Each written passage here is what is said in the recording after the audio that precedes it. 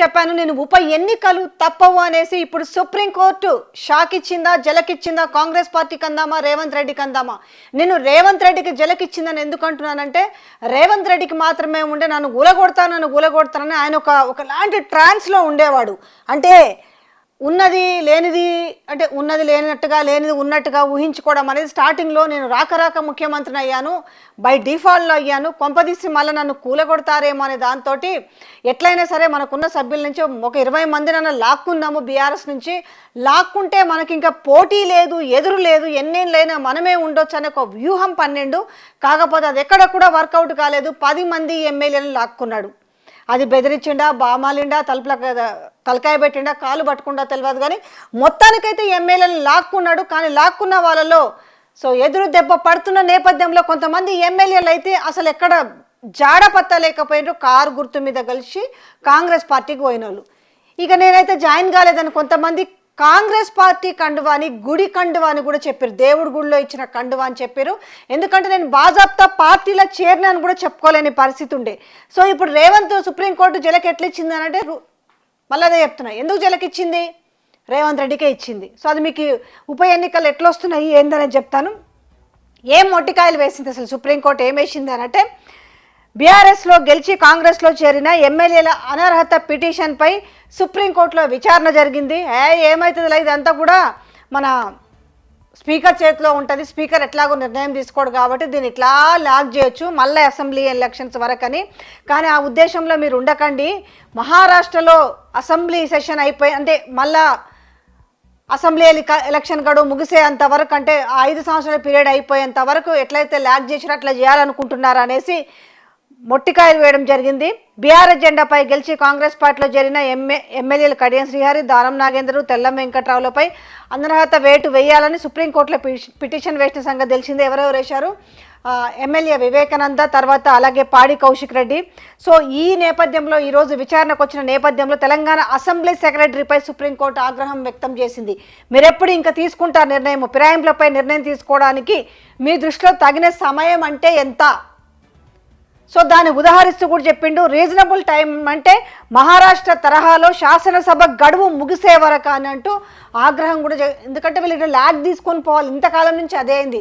ఇదంతా కూడా స్పీకర్ చేతిలో ఉంటుంది, స్పీకర్ నిర్ణయం తీసుకోవాలి కదా అనుకున్నారు. బట్ సుప్రీంకోర్టు మాత్రము ఎంతవరకు మీకు టైము, అసలు ఎంత టైం కావాలి, రీజనబుల్ టైం అంటే ఎంత అంటే, రీజనబుల్ టైం అంటే శాసనసభ గడువు ముగిసే వరకు, మీన్స్ మళ్ళీ ఇంకా 3.5 ఏళ్ళు, ఇంచుమించు 1.5 సంవత్సరం కావస్తుంది కదా, ఇంకా 3.5 సంవత్సరాలు మీరు కాలయాపన చేస్తారా? స్పీకర్ని అడిగి నిర్ణయం చెప్తారన్న న్యాయవాది ముకుల్ రోహిత్గి స్పీకర్ని అడిగితే ఏం చెప్తాడు? దాన్ని నానుస్తూ పోతాడు. ఇమ్మీడియట్లీ ఏం చేశారు? తదుపరి విచారణ వారానికి వేయడం జరిగింది. దీంతో పాటుగా ఏమైందంటే, మరోవైపు కేరళ హైకోర్టు సైతం పార్టీ మారాలి అనుకుంటున్న ప్రజాప్రతినిధులు వారి పదవులకు రాజీనామా చేసి ప్రజల్లోకి వెళ్ళి ఎన్నికలు ఫేస్ చేయాలని తీర్పిచ్చింది. ఇక్కడ కేరళ విషయాన్ని కూడా దీంట్లో మనం మెన్షన్ చేసుకున్నాం. ఏంటి అంటే, హైకోర్టు ఏం తీర్పిచ్చింది అక్కడ? పార్టీ మారాలనుకుంటున్న వారు పదవులకు రాజీనామా చేసి ప్రజల్లోకి వెళ్ళి ఎన్నికలు ఫేస్ చేయాలని చెప్పింది. ఓవరాల్గా ఏమైంది? బీఆర్ఎస్ పార్టీకి వీళ్ళు పోరాటం చేస్తున్న దానికి ఇప్పుడు ఇది ఒక పాజిటివ్ థింగ్ అనే చెప్పుకోవాలి. ఎందుకనంటే, గల్లాలు ఎగరేసుకుంటూ మమ్మల్ని ఏం చేస్తారులే అనుకుంటున్న నేపథ్యంలో ఇప్పటికే ప్రజల్లో విపరీతమైన కాంగ్రెస్ పార్టీ పైన విపరీతమైన వ్యతిరేకత వచ్చింది. ఆ విషయాన్ని పాపం కాంగ్రెస్ పార్టీలో గుర్తుందో లేదో. మరొక వైపు వాళ్ళు ఎంత దరిద్రం అంటే, నిజంగానే రేవంత్ రెడ్డికి వెన్నుపోటు పొడుస్తారో అర్థం కావట్లేదు పార్టీలోనే. ఎందుకంటే నిన్న జరిగిన ఉదంతము ఏదైతే పోల్ పెట్టిరు, ఎట్లుంటుంది తెలుసా? గెలికి తన్నించుకోవడం అని అంటారు. కొన్ని విషయాలన్నిటి మీద మనుషులకు ఎట్లుంటుంది అని అంటే, వాళ్ళని ఎట్లా మనము ఊకోక కొన్ని మాటలు వస్తాయి, కానీ నేను ఆ మాట చెప్పలేకపోతున్నాను.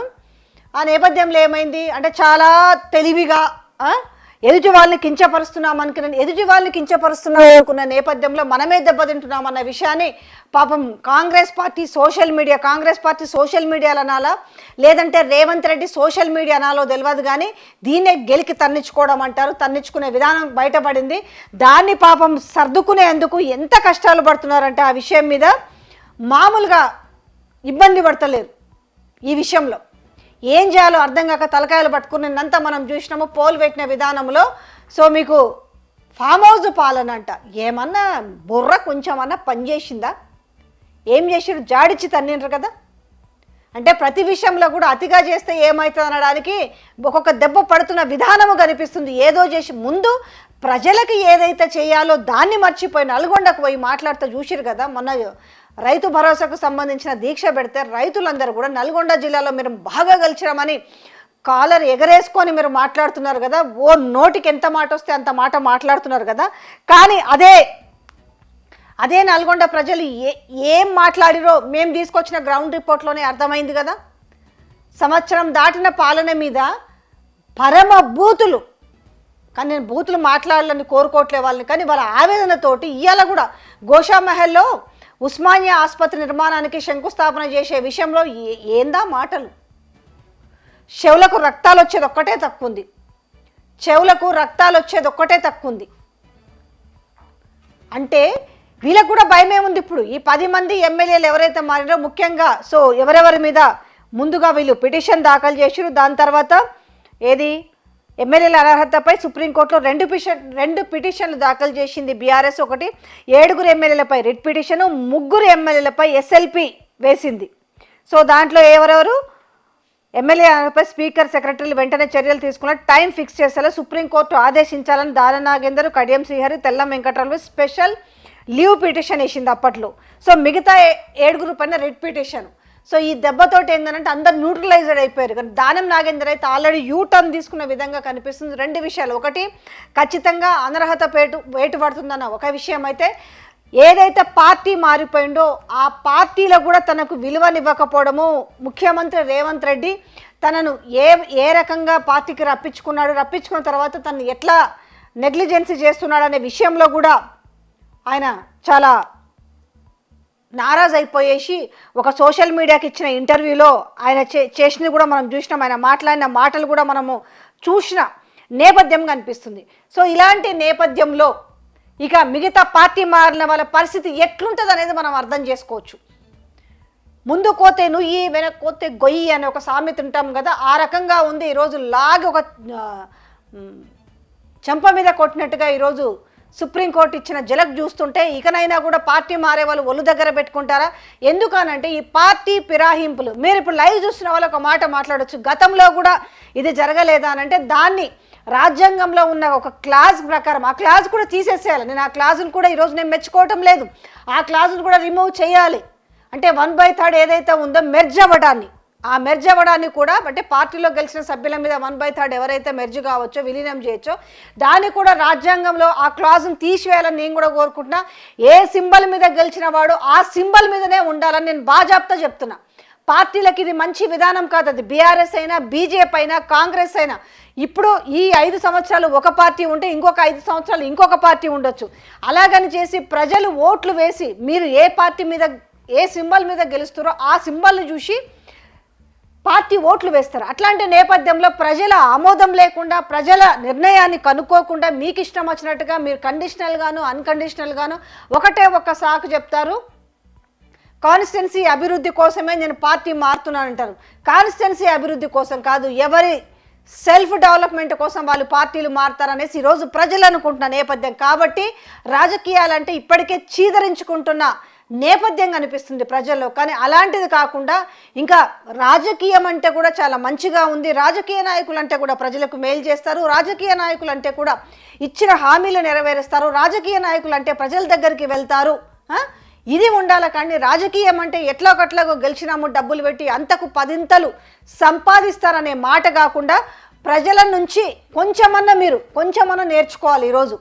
ఎందుకంటే నానాటికి ఎంత చిన్న చూపు అయిపోయిందంటే రాజకీయాలు ఎంత నీచంగా చూస్తున్నారు. ఆ నీచ భావం పోవాలి అని అంటే ఇలాంటివన్నీ మానుకొని ప్రజలకు ఇచ్చిన హామీలను నెరవేర్చుకుంటే, ఎందుకంటే నేను అధికారంలోకి రావడానికి ఎలాంటి గడ్డి అయినా తింటా, ఎంతటి అబద్ధాలైనా ఆడితే నేను గద్దె మీద కూర్చోవడానికి. కానీ ఈ గద్దె మీద నన్ను కూర్చోబెట్టిరు, నేను ఏం చేయాలనే ఆలోచన కొంచెమన్నా రాజకీయ నాయకులకు ఉంటే ఈరోజు రాజకీయాలంటే ఇంత చులకన భావం ఉండేది కాదు. ఈరోజు ఈ పార్టీలో మాట్లాడతారు, మరి కాసేపట్లోనే మాట మార్చేసి మరి కాసేపట్లోనే అసలు విచిత్రం ఎట్లా అంటే డిజిటల్ కండవాలు మార్చేంత ఫాస్ట్గా అయిపోయింది. మొన్న స్టార్టింగ్లో చూస్తే ఈడంగా ముఖ్యమంత్రి సవాల్ విసురుతారు, ఆడంగా వీళ్ళు జంప్ అవుతారు. ఎస్, ఈరోజు బీఆర్ఎస్ ఏదైతే సుప్రీంకోర్టు వరకు వెళ్ళి పోరాడుతుందో అది దృష్టిలో పెట్టుకోవాలి. రేపు వాళ్ళ గవర్నమెంట్ వచ్చిన తర్వాత కూడా మళ్ళీ ఇట్లాంటి డెసిషన్స్ తీసుకోవద్దు. అంటే నేను అప్పుడు ప్రతిపక్షంలో ఉన్నప్పుడేం న్యాయం కోసం పోరాడతాము, అధికారంలోకి వచ్చిన తర్వాత దాన్ని తుంగలో తొక్కుతామనే విషయాన్ని కూడా జ్ఞప్తికుంచుకోవాలి. ఈరోజు మీరు ఏదైతే సుప్రీంకోర్టు వరకు వెళ్ళి పోరాటం చేస్తున్నారో రేపు అది న్యాయం జరిగితే ఖచ్చితంగా రేపు మీరు అధికారంలోకి వచ్చిన తర్వాత ఎట్టి పరిస్థితుల్లో ఫిరాయింపులకి పాల్పడకూడదు. పాల్పడితే జనాలు కూడా ఊరుకోకూడదు, బహిష్కరించాలి. ఆయా ఎమ్మెల్యేని ఆ కాన్స్టిట్యున్సీ నుంచి బహిష్కరించాలి అని అంటే, ఎందుకంటే ప్రజలు అదే కోరుకుంటున్నారు. ఇవాళ ప్రజలు అదే కోరుకుంటున్నారు. ఒక గుర్తు మీద లేదు అనుకుంటే, నాకు గుర్తు కాదు, నా టాలెంటే నాకు చాలా ఉందనుకుంటే మీరు ఇండిపెండెంట్గా నిలబడండి. అప్పుడు మీరు వాదించుకోవడానికి అని ఉంటుంది కదా. మీరు ఇండిపెండెంట్గా గెలవలేనప్పుడు పార్టీ సింబల్ మీద గెలిచినప్పుడు ఆ పార్టీలోనే ఉండండి. లేదు మీకు ఆ పార్టీ సిద్ధాంతాలు నచ్చకపోయినా, ఆ పార్టీ ఆ నియోజకవర్గానికి అభివృద్ధికి ముందు వాళ్ళు ఎంకరేజ్ చేయకపోయినా, నిధులు ఇవ్వకపోయినా ఖచ్చితంగా మీరు రాజీనామా చేయండి, మళ్ళీ ప్రజల్లోకి వెళ్ళండి. నిజంగా మీకు మీరు గెలుస్తారు, నేను ప్రజల మనిషిని అనుకుంటే మీరు రాజీనామా చేయకుండా పార్టీలు మారే మొదలు రాజీనామా చేసి ప్రజల్లోకి వెళ్ళి గెలిచి చూపించండి. ఇది కూడా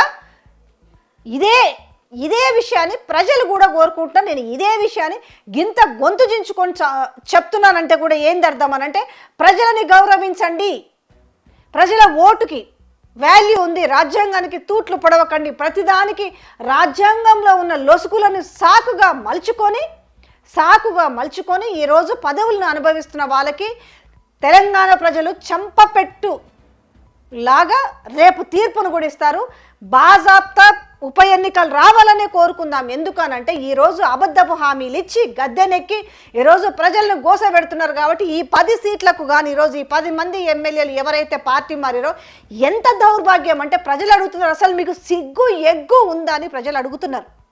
మీరు ఒక పార్టీ సింబల్ పైన గెలిచి ఇప్పుడు కనీసం ఆయా నియోజకవర్గ ప్రజలను కూర్చోబెట్టుకొని నేను ఈ సందర్భంలో పార్టీ మారాలి అనుకుంటున్నాననే విషయాన్ని కనీసం వాళ్ళకన్నా చెప్పాలి కదా.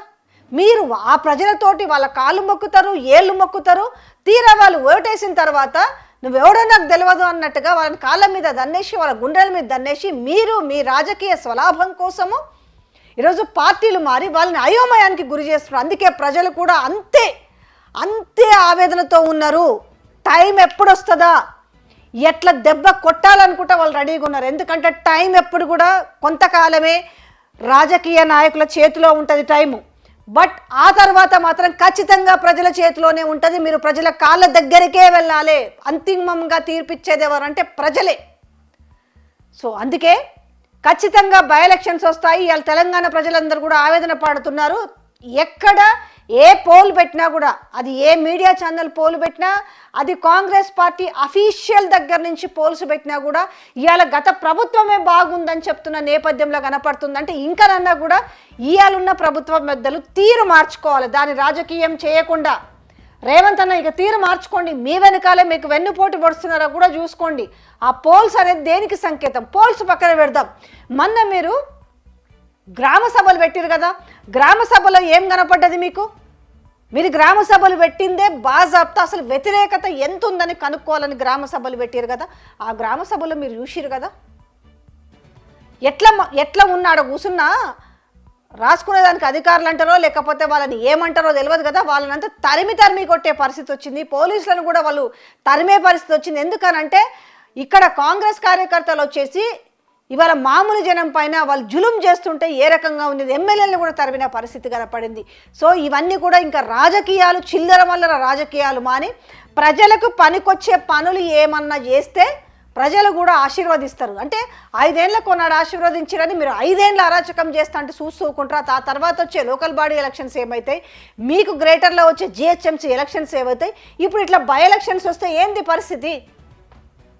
వీళ్ళ బై ఎలక్షన్స్ వచ్చే పరిస్థితి వస్తే మళ్ళీ ప్రజా ఖజానాకే బొక్క. కానీ ఇలాంటి పరిస్థితుల్లో మాత్రం బై ఎలక్షన్స్ అవసరం అనేది, ఎంత అత్యవసరం అనేది ఇలా కనపడుతుంది. ఆ విధంగానే త్వరలో బై ఎలక్షన్స్ తప్పవు అనేసి సుప్రీంకోర్టు కూడా ఈరోజు చాచి చెంపబెట్టి కొట్టింది. లాగి చెంపపెట్టు వ్యవహారమే. ఎంతకాలం పొడిగిస్తారు? రీజనబుల్ టైం అంటే ఎంత? శాసనసభ గడువు ముగిసే వరకు ఎదురు చూస్తారా అనేసి మిగతా రాష్ట్రాలని వాళ్ళు రెఫరెన్స్గా చూపించి విషయం పెట్టమంది. కాబట్టి ఇది స్పీకర్ చేతిలో ఉంది. స్పీకర్ అనే వ్యక్తి మన వ్యక్తి కాబట్టి ఖచ్చితంగా దీన్ని ల్యాగ్ చేస్తూ పోతాడు అనేది వీళ్ళకున్న గట్టి నమ్మకం. కానీ ఎప్పుడు ఒకేలా ఉండవు, పరిస్థితులు మారుతూ వస్తుంటాయి. కాబట్టి తథ్యం ఉప ఎన్నికలు మీ ముందుకు వస్తాయి. అప్పుడు మీరు సరి అయిన సమయంగా భావించి సరి అయిన తీర్పునివ్వండి. అలాగే లోకల్ బాడీ ఎలక్షన్స్లో కూడా మీరు అదే చేయండి. సర్పంచ్ ఎలక్షన్స్లో ఏవైతే జరుగుతుందో మీ చేతిలో ఓటు అనే ఆయుధం ఉంది. సో జిహెచ్ఎం సెలక్షన్లో కూడా ఓటు అనే ఆయుధం మీ దగ్గర ఉంది. కాబట్టి ఆ ఓటు అనే ఆయుధాన్ని సక్రమంగా మీరు కనుక నిర్వర్తించుకోగలిగితే ఈరోజు పడుతున్న ఇవాళ బాధలు ఒక మాట ఇచ్చి ఇవాళ మాటలని ఒకటి కాదు, ఇవాళ 6 గ్యారంటీ హామీలు, 13 అంశాలు, 420 హామీలు, ఇన్నిటిని ఇవాళ తుంగలో తక్కేసి పచ్చి అబద్ధాలు ఆడుతున్న నేపథ్యం. రుణమాఫీ కాకముందుకే అయిందని చెప్పుడు, రైతు భరోసా రాకముందుకే అందరికి వచ్చిందని చెప్పుడు, కౌలు రైతుల పైసలు ఎక్కడ పోయినా తెలియదు, రైతు కూలీల పైసలు ఎక్కడ పోయినా తెలియదు, మహిళలకు ఇచ్చే 2500 ఎక్కడ పోయినాయో తెలియదు, పెన్షన్లు ఎక్కడ పోయినాయో తెలియదు, నిరుద్యోగ భృతి ఏమైందో తెలియదు. ఇట్లా చెప్పుకుంటే చాంతాడంత లిస్ట్ ఉంది. కాబట్టి ప్రజలు మీ కాళ్ళ దగ్గరికి ఏదైతే అవకాశం వస్తుందో ఎప్పుడైనా రాజకీయ నాయకులు ప్రజల చెంతకు చేరాల్సిందే. ప్రజలు మీరు కూడా సరైన టైంలో జలకిస్తారా, షాక్ ఇస్తారా, మీ నిర్ణయం అట్లా ఉండాలి. వాళ్ళకి దెబ్బకు మళ్ళీ ఒకసారి ఇట్లా చేయొద్దన అనే విధంగా ఉండాలి.